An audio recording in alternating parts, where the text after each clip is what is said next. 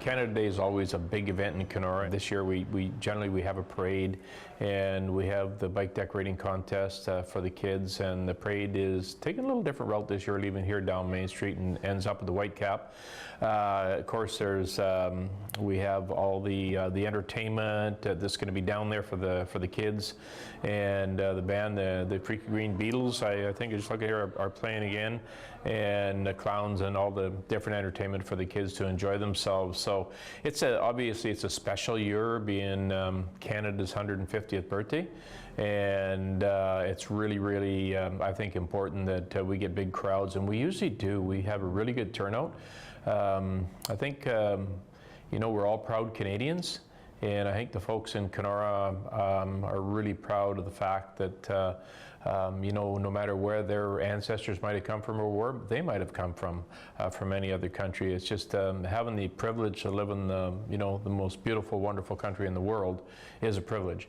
And so for us, it's a big event. And the 150th, when you look right outside the City Hall doors here and you see the railroad, and you think of what united this country back in 1867, John A. Macdonald's dream of uniting Canada with a railroad to bring all the provinces together and bringing it together. And that road was out here. A lot of history in Kenora in the late 1800s. A lot of the ties come from here for the railroad, and it was where the prairies met the shield. So some pretty interesting books from Pierre Burton and other people about the history of Kenora back in the 1800s. And of course, it was Rat Portage at that time. So it's absolutely amazing. But like I always say, the railroad might have connected the country, but it's really the people and the diversification of our country, the diversity of our nationalities that have really united the country. Because only people can unite a country. A railroad can connect it, but only people can unite it. And we're right in the heart of the country, so I think we have the biggest part of the heart because we're right in the middle of it. Husky the Muskie has been a symbol, obviously, in the heart of North America, and the largest sort of tourist destination for fishing and fly-in outposts and tourist camps in Canada. Fishing is a big prominent aspect of our tourists, and Husky the Muskie has been proudly displayed there. It's been rebuilt a couple times and painted a couple times, maybe with some graffiti on the bottom, but Husky the Muskie still stands there proud, and a lot of people, it's one of the things when they come across, you see people stop in the park on the other side and tourists and go across to get a picture with Husky the Muskie. And yeah, it's been there for a long time, and you reflect back and thank the people that had the idea to build that.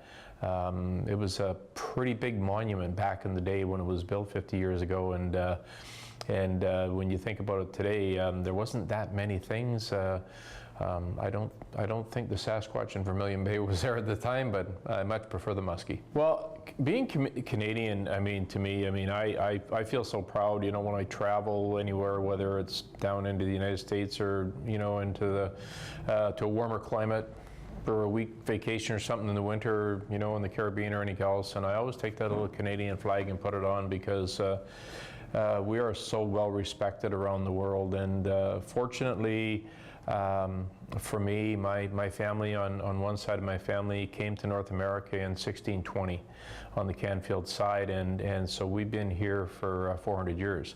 And gradually some of them eventually moved into Canada in the 1800s, in the later 1800s, and probably the best move that my great-great-grandfather ever made.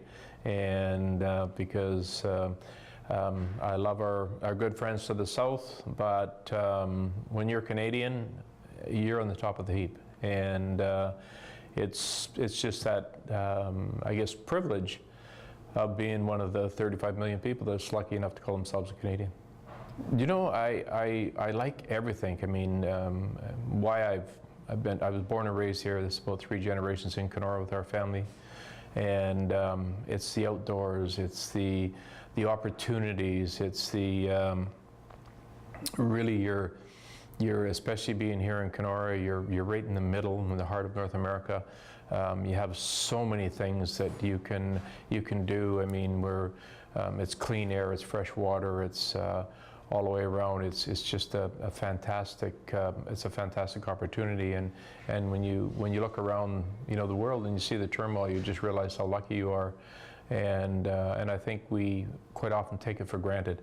And it's one thing we always tell people is having what we have is a privilege, and we have to look after it and make sure that it's there for, you know, for our kids and our grandkids, and so they can have, you know, the quality of life in this beautiful country that we've had. Wonderful 150th happy birthday, Canada, the greatest country in the world by far.